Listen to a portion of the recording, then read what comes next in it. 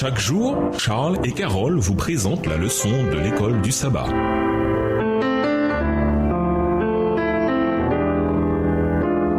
Bienvenue dans votre émission. Dieu nous parle. Nous voilà à la leçon de vendredi. Pour aller plus loin, Dieu a donné aux hommes un mémorial de sa puissance créatrice afin qu'ils puissent le discerner dans ses œuvres. Le sabbat nous invite à contempler la gloire de Dieu dans sa création. Pendant les heures sacrées du jour du repos, nous devrions tout spécialement méditer les messages que Dieu a écrits pour nous dans le livre de la nature. Lorsque nous nous plaçons au sein de la nature, la présence du Christ devient plus réelle. Il nous parle de sa paix et de son amour. Texte tiré du livre Les Paraboles de Jésus, chapitre du naturel au spirituel à la page 17, livre écrit par Ellen G. White.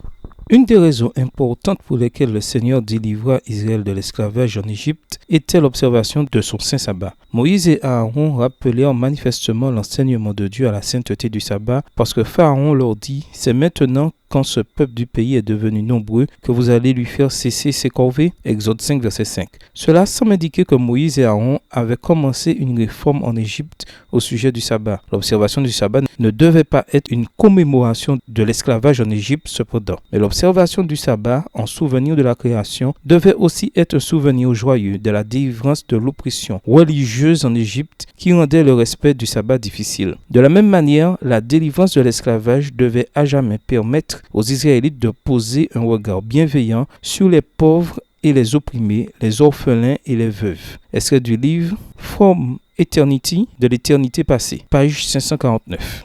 À méditer.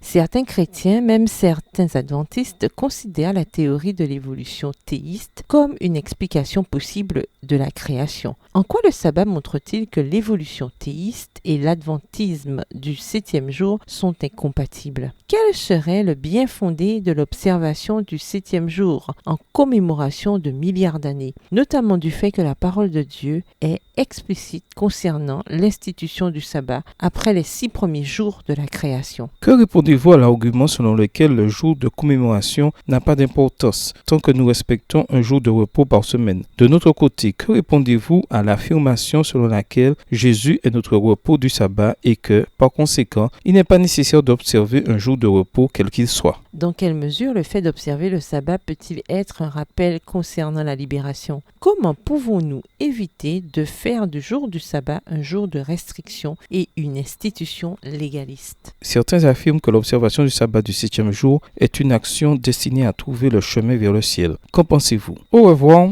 Et à demain si Dieu veut. Dieu nous parle. Chaque jour, Charles et Carole vous présentent la leçon de l'école du sabbat.